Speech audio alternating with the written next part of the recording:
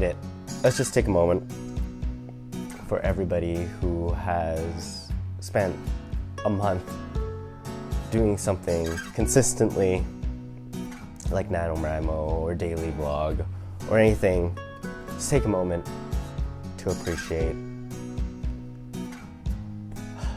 completing that goal.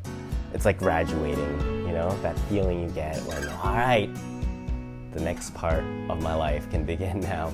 After the first week, the excitement kind of fades for what you're doing. Things sort of become routine, and then you reach the end and you're like, oh wow, I made it. I made it through.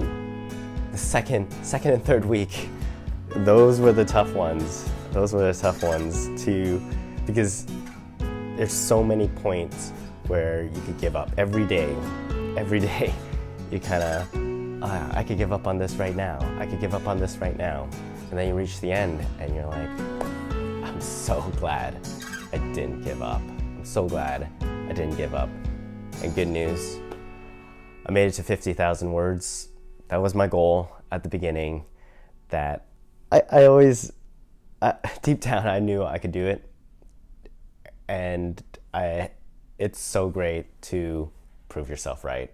I mean, if I set off to complete a novel, which in my mind I kind of was, I haven't reached that goal because I just wrote something way too complex, and I dilly-dallied a bit in the first 2 weeks. I took too much time in setting up. I made things a little too epic. However, I do think by writing something as grand as what I was working on, like a dystopian adventure, hero's journey type of story, there's a lot of political drama involved. There's a lot of character betrayal and deception, interest, backstory, history stuff. By writing something like that, I felt it was a good strategy to just keep the word counts going. I guess I could talk a little about my writing experience through this whole 30 days. I outlined it initially, and around the second week or so, I diverged completely from the outline. Not completely. I still have an idea of what needed to happen. It was just when you're outlining something, you don't really understand the history of certain characters. You don't know what motivates the characters. And as you start writing, the more I learned about the characters that I'm working on, I'm like, they don't actually want to do this, but they actually want to do this. By doing this, they go in this whole other direction. And they do that for a while. You know, eventually the conflict has to be the same. It's rather like in my story, it's like this battle that has to happen. Everything will come back to this battle, and then I know who is gonna win or how things kind of get resolved. But there's this weapon, this gun that gets exchanged, and I'm like, how do I get this gun back into the original owner's hand? Or how do I get this character who is supposed to save the day back? That was all something I had to discover as I go, and it couldn't be outlined. But that was my experience the whole way through of writing, is just, oh no, I put my character in this scenario. How do I get him out of it? And I didn't have time to go back and read what I wrote to logically think of a solution for my character. So there was a lot of me writing to help figure out, just keep writing. And there's a lot of that, a lot of stuff that will be cut from this novel if it ever reaches the second draft. As I say, there's probably another 20,000 words left in this novel to go. And I'll be working on it, I guess, the remainder of my life. Maybe I could save it for next year's NaNoWriMo and deal with it then. But no, I should definitely finish it. Finishing your work is important. That's kind of what this whole commitment thing is about. So even though I've got my 50,000 words, and I finished this video blog, I need to finish the novel, and that's the next hurdle I have to deal with is finding it within myself to continue writing and continue doing all that stuff. I just remember just like maybe 30 minutes ago sitting on my bed and writing, and just I knew I had so much left in the story, but I was just checking over and over again to see my word count, see when I'm done, because I didn't want to do this until I got my 50,000 words. And it was kind of worrisome at some point, like waking up this morning, I was pretty tired. I wanted nothing to do with writing, and I got stuff to do later today. I got my office Christmas party to go to, and I knew I couldn't spend the whole day doing it. And I'm glad I got it done. I'm really glad that that's done, and this is just about done as well. Every time I've been seeing my friends, and now and then they would talk to me about what I've been doing here, and a few things will come up.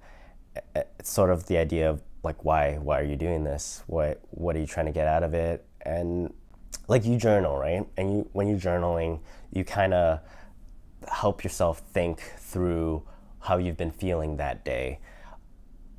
It's very different when you point a camera at yourself and you just start talking to it as if it's a person, and you try to visualize someone friendly looking through this, someone who accepts you for who you are. And once you're able to do that, you find that the way you express yourself, the way you express the day, it's just like talking to someone. And it's so hard to do that in day-to-day life when someone asks you, hey, what's new? What are you up to? And it's so easy to just write it off and be like, well, nothing's new. And you just continue on with your day, and you don't really get to express yourself this way to another human being that often. And like, above all else, like writing, cool, that is the experience I got out of this, is this weird thing that I'm sharing with the world, and you sort of have to filter it somehow. You can't be too personal. You have to know where it ends. I don't know if I could daily vlog just about my regular life. I'm glad I had the NaNoWriMo to sort of ground it in. 30 days has been an incredible challenge for me. But I'm going to leave you lastly with this, which was a very common conversation topic when I talk to people about doing this video blog. It's the idea of memory, and sometimes people talk to me and ask, how good is your memory? And the honest answer is really bad. My memory is awful. I can remember certain moments of intensity, things that happened, things that gone wrong are usually the most memorable. If I had 30 days, November, on a calendar right now, and I go, November 1st, what did I do? November 2nd, what did I do? There's no way I could have done that. It's so easy to lose. I realize that I have so many good friends, and so often I hang out with them, and I just forget about it. It all blends in together. Each friend blends it together. It's like do you remember, like, sometimes you would tell people a story, and then you would repeat the same story to them the next time you see them. It's like, oh, I told you that already. And you don't remember which friends you told that story to or that experience to. It's kind of like that. It's very much like that. And having this experience, I'm really glad to have done it in a month where I was able to see a bunch of people that I care about, people I haven't seen in a long time, and I capture that in addition to my writing and going on a trip or just going to work and dealing with the mundane. I was able to sort of get all that in a month for myself. And this has always been a project for myself, a project of understanding. And I'm not a empathetic person by nature, and that's something I've been working on. I don't know if I've become better through doing this, but you try different things and you try to put your life out there. It's so hard. Everybody's so busy all the time, and it's so hard to just share stuff that you think are important to you. Like, you take pictures. You could take pictures of your kid. You could take vacation pictures, or you could write like a Facebook status about how you feel. But nothing compares to your face, your mouth, articulating it to a person. Yeah, I guess thanks for listening. Thanks for being here with me for the past 30 days.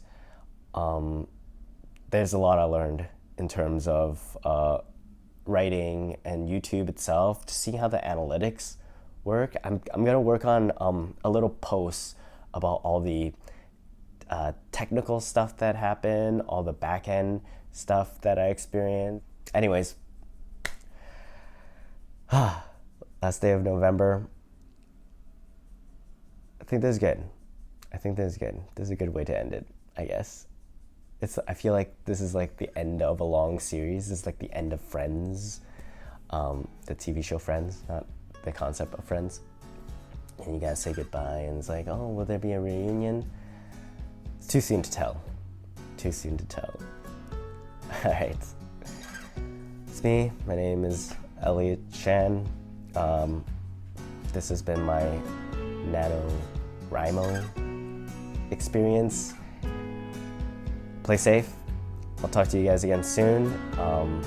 Back to original programming on this channel for a bit, but I got some ideas brewing, a lot of good stuff up ahead. So like and subscribe if you're curious to see more, and I'll talk to you through this NaNoWriMo maybe next year as well. Maybe I'll do another one. Maybe I won't. Stay tuned to find out. All right. I'll talk to you guys soon. Bye.